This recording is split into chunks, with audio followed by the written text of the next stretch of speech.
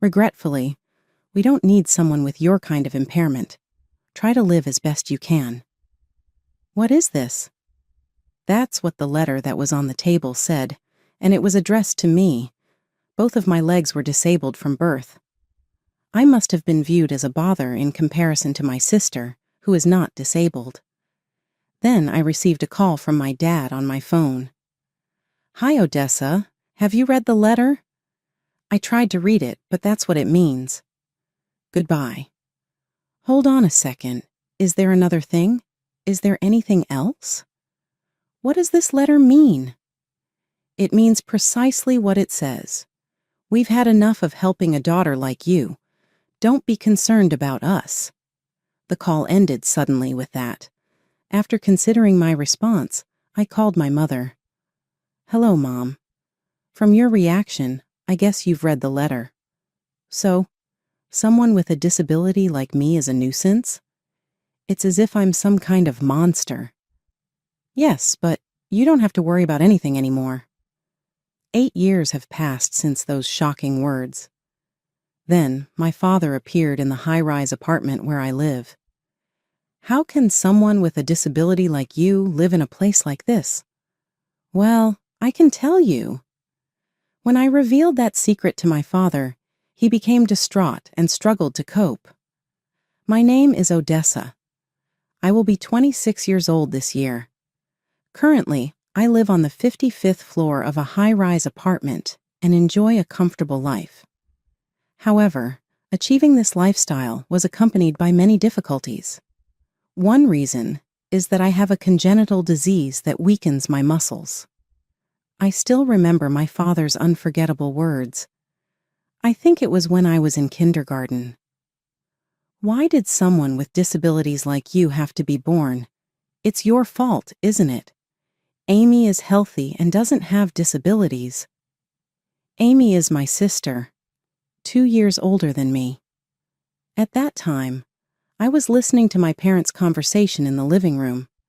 My room was next to the living room, prepared for emergencies. Even as a young child, I could sense the dissatisfaction directed towards me. There's no need to say such things. Then from now on, you take care of Odessa.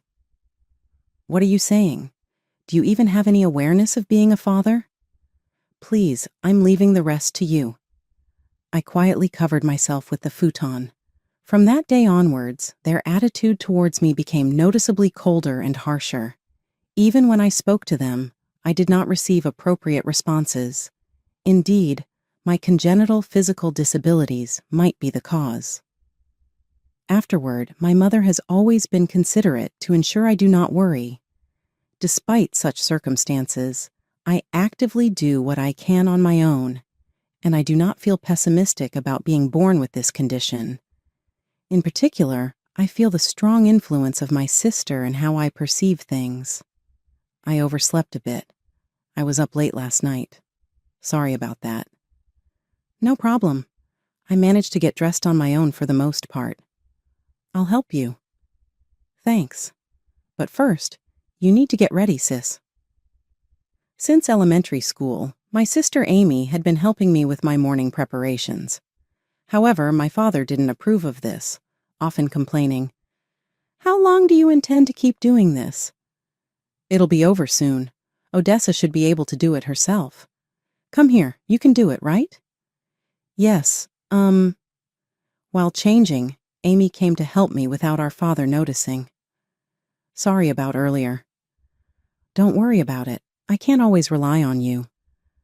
During this, Amy gently hugged me. "What's wrong all of a sudden?" "It's okay, Odessa. I'll protect you." "Then I'll do my best to protect you too, sis." From such exchanges, I felt that our bond as sisters deepened even more. We made a point not to talk much in front of our father. We thought he might say something if he saw us being close. "Then I'm off." "Okay, take care." Father would sometimes give up his days off and go to work several times a month. Those days felt like a relief for me. Usually, when I was playing games, I would often be scolded harshly. Today, since Dad isn't here, let's play games to our heart's content. Okay, yes, but let's not overdo it. Don't worry. After that, my sister and I enjoyed playing video games in the living room. About 2 hours must have passed.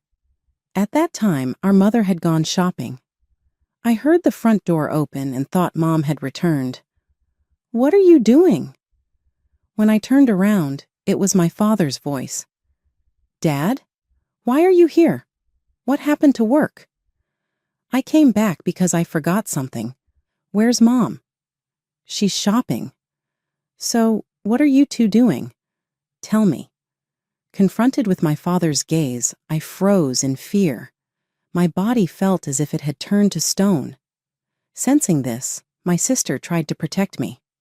We were just playing a game, but I was the one who suggested it. "Odessa hasn't done anything wrong." "Is that true?" "It's true." With that, my father forcefully pulled my sister's arm. Seeing this, I worried that he might harm her in some way. At that moment, I felt a responsibility to protect my sister. I wanted to do it, and I asked Amy to join me. "So please don't hurt her." "I see. So you instigated this after all. Go back to your room."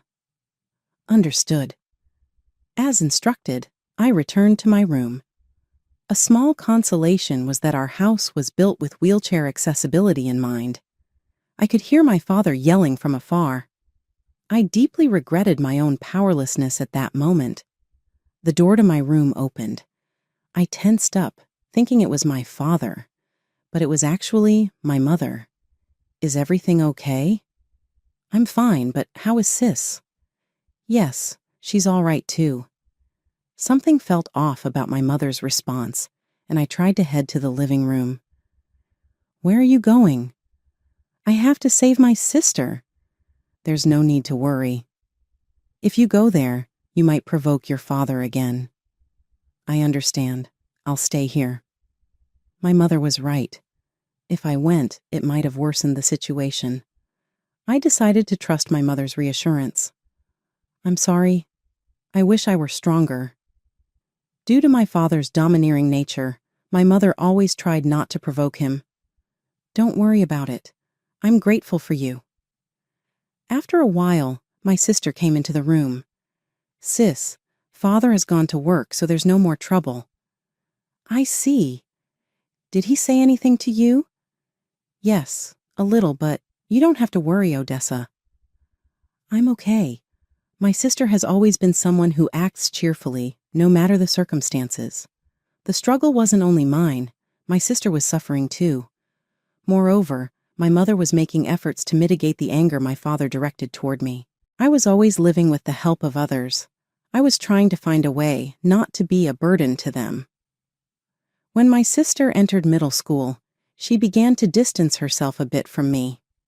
Previously, she had helped with everyday tasks like dressing and using the restroom. I knew she was busy with club activities and friends, so I tried to accept it as inevitable. I told myself that I just had to endure. I needed to become stronger. At that time, not only my legs, but also my hands had significantly weakened. It had become even more difficult to lift heavy objects. Still, giving up was not an option. One day, I was organizing my room and rearranging the shelves. That was the moment. Perhaps I leaned too much on the shelf. It shook, and items from the top fell down. Ouch! I need to pick these up quickly. But sitting in the wheelchair, I couldn't reach the floor. While I was earnestly trying, suddenly the door opened. "What's all this noise? What is going on here?" It was the worst possible timing, especially since I did not want my father to witness this. "This is, well..." Though I tried to respond, I couldn't find the right words. To my father, it must have seemed like I was making excuses. "Who do you think will clean this up?" That is... I had no memory of my father ever helping. If there were any such memories, they were minimal and unspoken. "Why do you always do unnecessary things?" He sighed in frustration. His nagging continued endlessly. "Unlike Amy, You can't do anything. Do you understand that? I might not be able to do as much as her, but I want to do what I can by myself. If I was going to be scolded anyway, I decided to express my feelings to my father, hoping, just slightly, that he might understand. Do you think you can do that? Yes. Next, he laughed out loud. You say funny things. You, capable of doing things? How could someone with disabilities like you ever be capable? Though I expected rejection, being completely dismissed was another matter. His laughter continued. It was not an appropriate response to his daughter. From that moment, I shut down my thoughts. I was just waiting for time to pass. Hey, are you listening? I didn't respond at all. What's the matter with you? You really are strange. After saying that, my father left the room. Alone in the room, my tears spilled over. From that day, even as a child, I decided not to cry anymore. Afterward, my mother mostly took care of me. My father did not help at all. It seemed as if he had no interest. Hey, do you have a fever? Really? I don't know. You should rest today. No, I'm fine. I can go to school. I was desperate to convince my mother, but she worried something might happen to me and decided that I should stay home that day. The main reason I wanted to go to school was that my father happened to have taken the day off. Honestly, I wanted to avoid spending time alone with him, but something unexpected happened. Are you okay? When my father entered the room and spoke to me, I pretended to be asleep to avoid interacting. However, he did not leave the room right away. I covered myself with the blanket and watched apprehensively. I'll leave this here for you. Eventually, I sat up. On the table, there were sports drinks and jelly prepared. I felt a surprising joy. It was an experience I had never had before.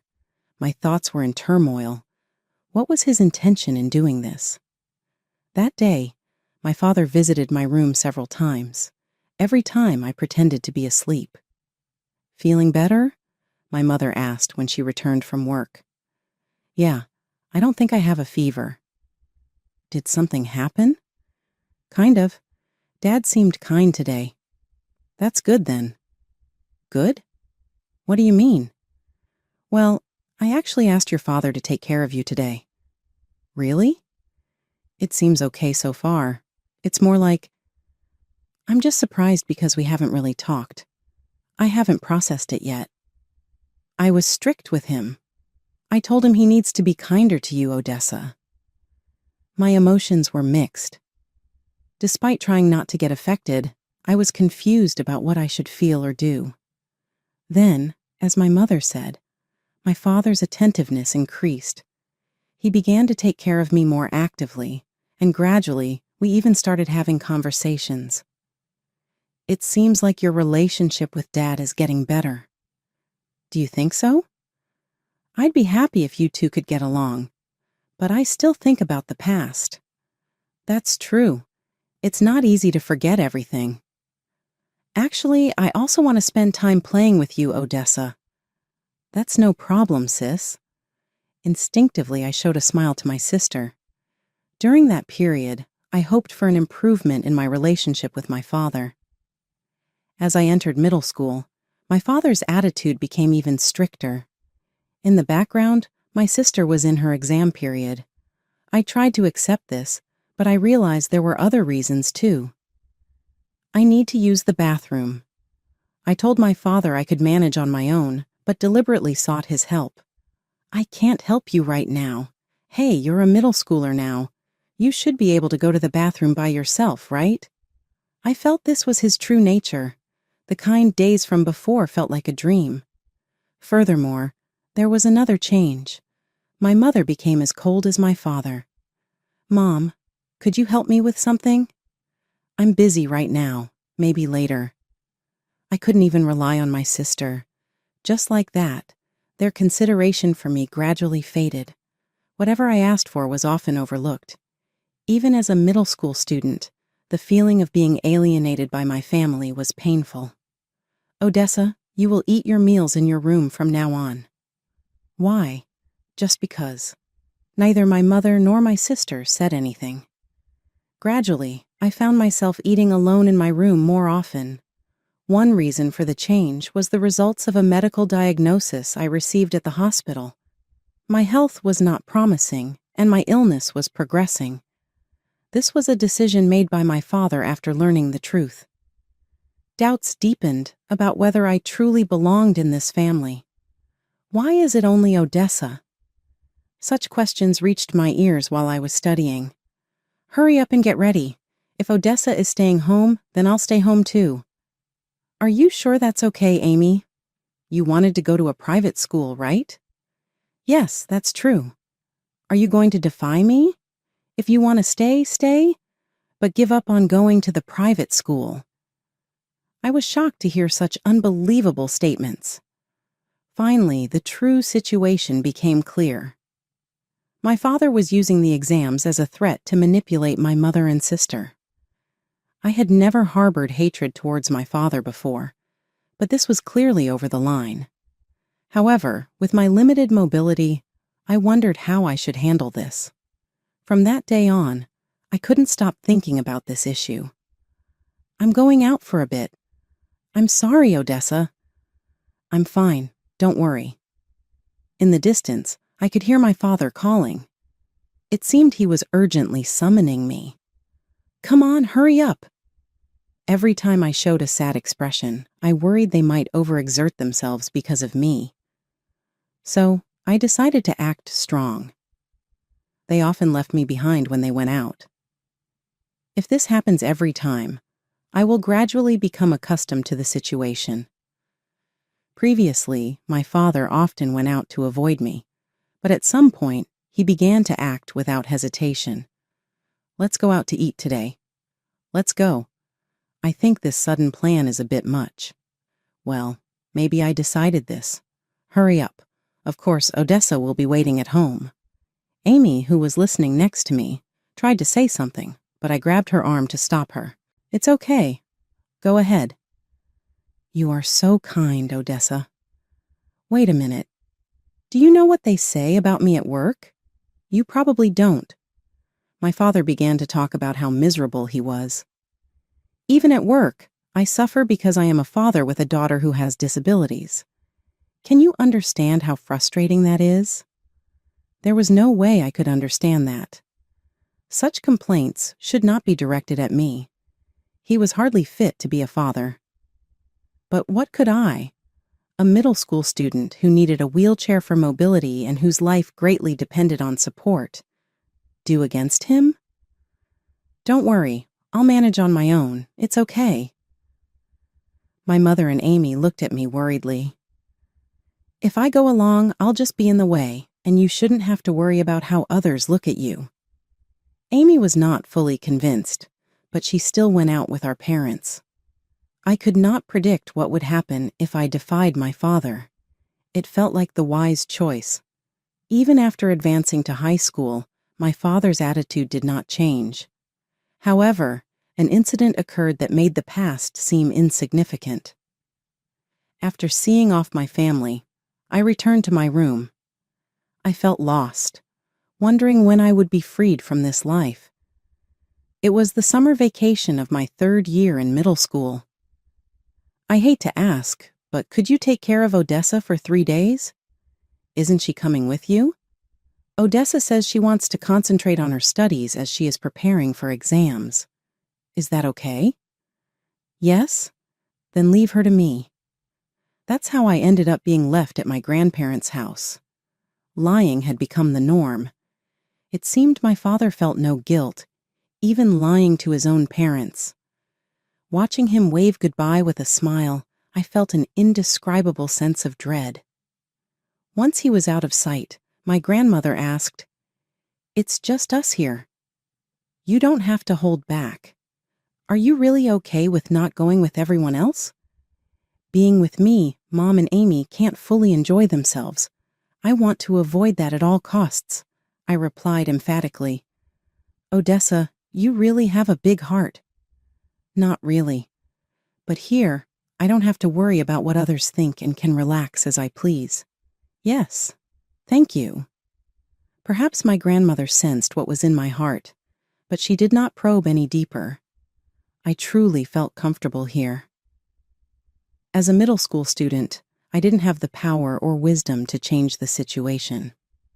Being scrutinized by others was unpleasant, so I was truly grateful for my grandmother's warm support. 3 days later, my mother and sister came to pick me up. Just the two of you? Sorry, Dad has already gone home. I see. Was Odessa okay? She was very good. This is my advice to you. Make sure you take good care of her. Yes, I understand. I was listening to their conversation from behind a pillar. On the way home, my mother said, I'm fine. You don't have to push yourself. That's right. We're thinking of you, Odessa. I know, but I would hate for something to happen to you. When we got home, my father continued to show his usual cold attitude. Normalcy returned. Under normal circumstances, this would be a breaking point, but I managed to hold on because of my mother and sister's support. However, whether following my father's directions or not, they began to clearly avoid me. Being ignored by my father was always the case, but it was extremely painful to see them both starting to act similarly. There were times when I felt completely isolated. I'm okay. I can do this, I started to tell myself. From then on, I tried to stay in my room as much as possible whenever I was at home. Being in my room meant I didn't have to interact with others, and it spared me from feeling uncomfortable. However, I later realized that this decision was a mistake. It was a spring Sunday during my second year of high school. When I woke up, the house felt unusually quiet.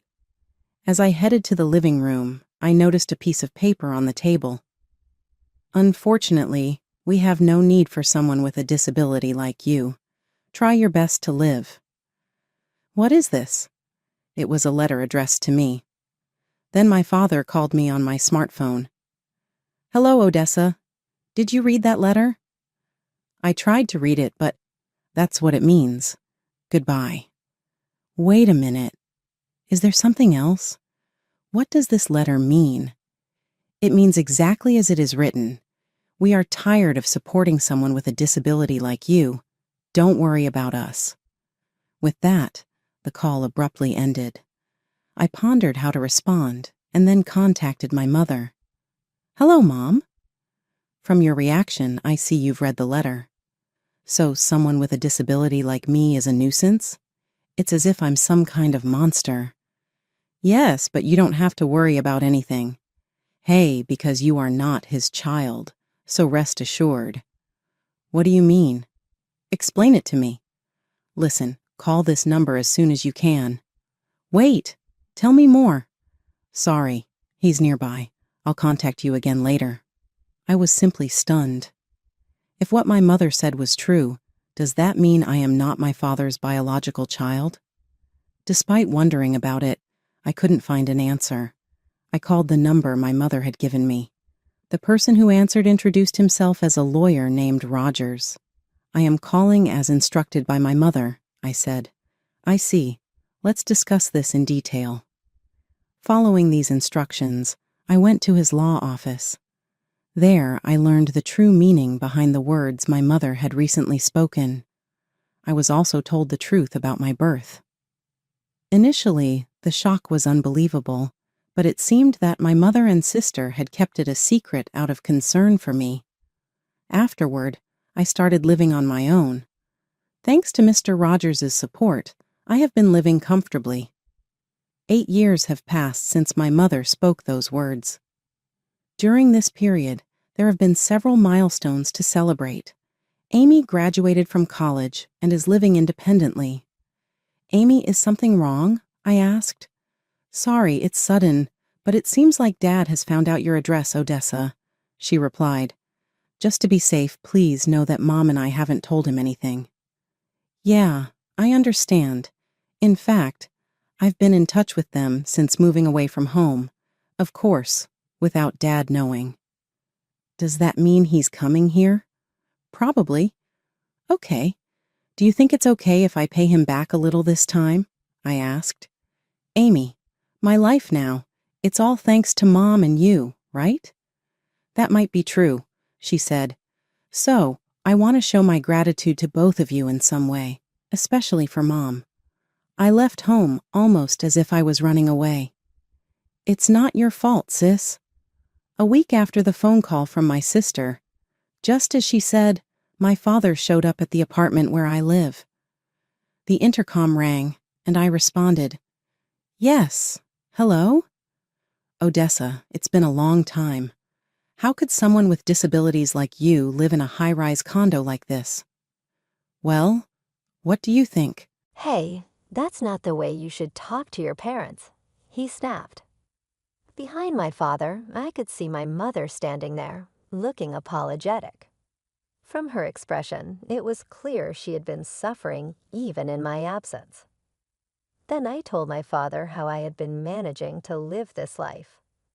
Upon hearing this, he directed his anger toward my mother.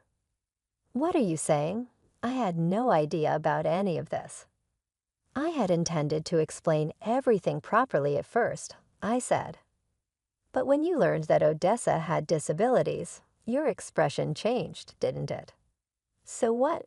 She's someone else's child, and moreover, a person with disabilities. When Mr. Rogers told me this fact, it felt as though my heart stopped. According to him, I was the daughter of my mother's best friend. My biological father had died in an accident, and my birth mother was in the final stages of cancer with little time left. At that time, I was adopted by my current parents. My biological mother left me a substantial inheritance to ensure I wouldn't face hardships in the future. Additionally, the house I currently live in was previously inhabited by my biological parents. Isn't it inappropriate to blame Mom? I asked. Shut up. No, I won't be silent. I see how terribly you treat Mom. Even after I became independent, your violent behavior did not subside.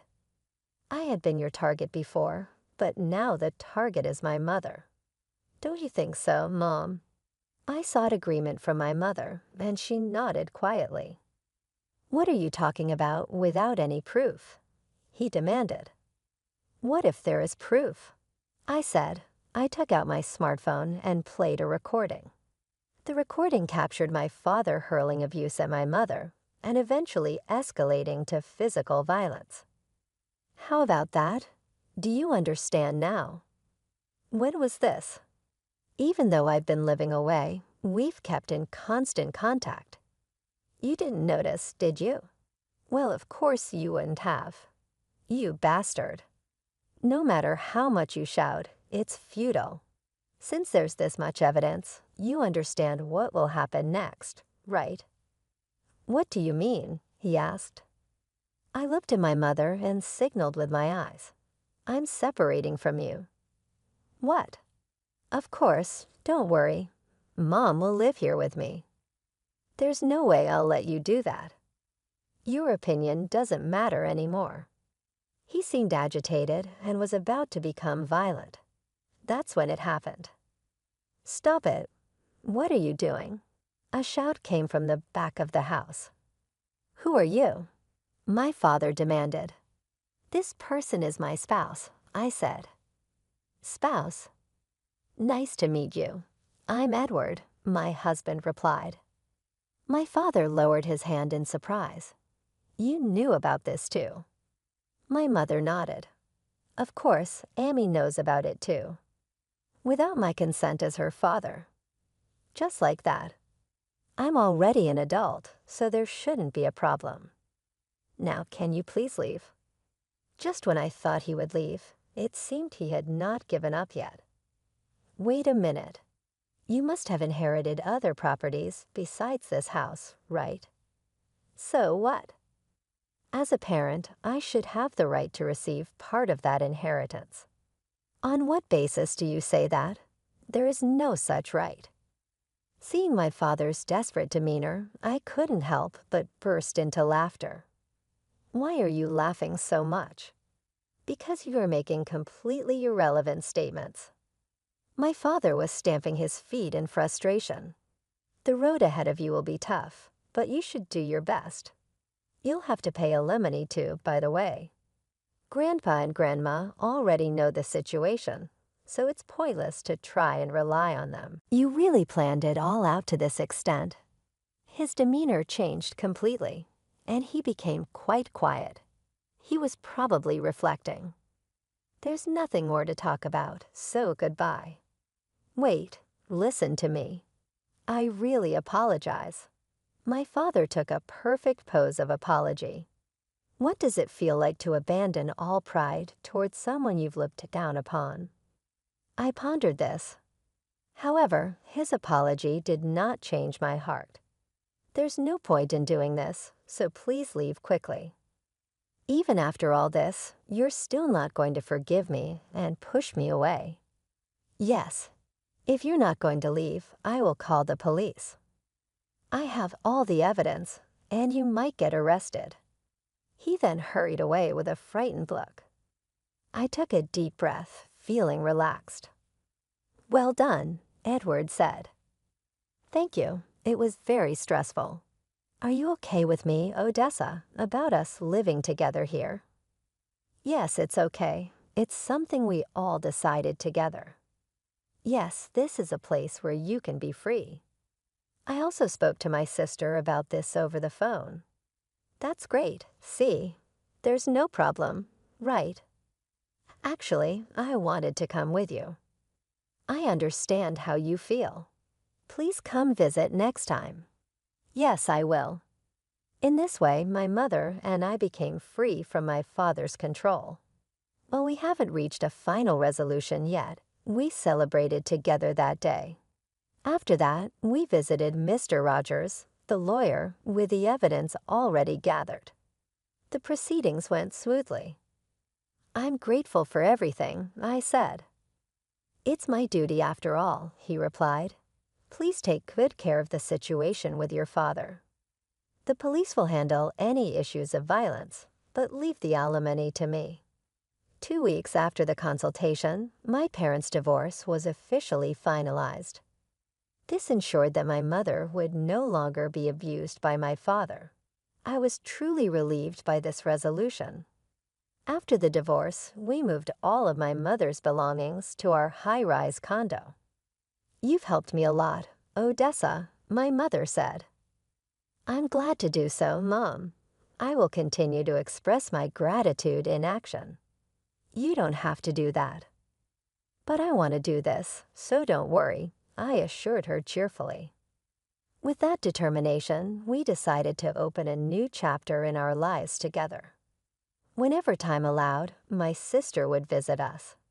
I finally grasped true peace, I remarked with deep emotion. Thank you so much for your help all this time, Amy. That's natural. Blood-related or not, Odessa, you are my irreplaceable sister, she said with a gentle smile. Yes, I replied energetically.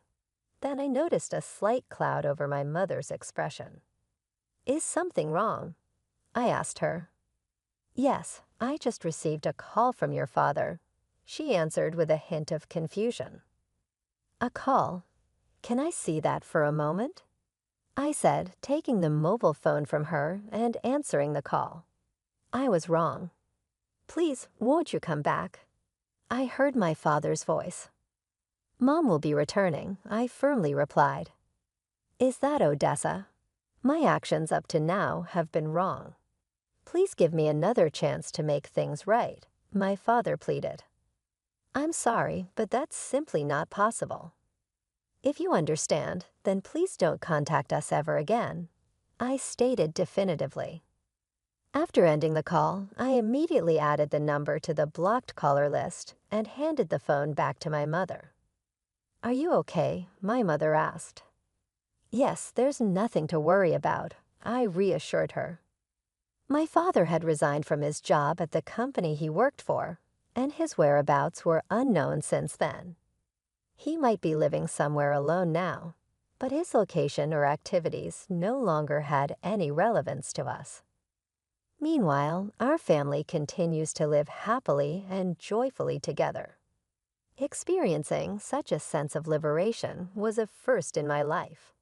I look forward to spending many more happy days with my family.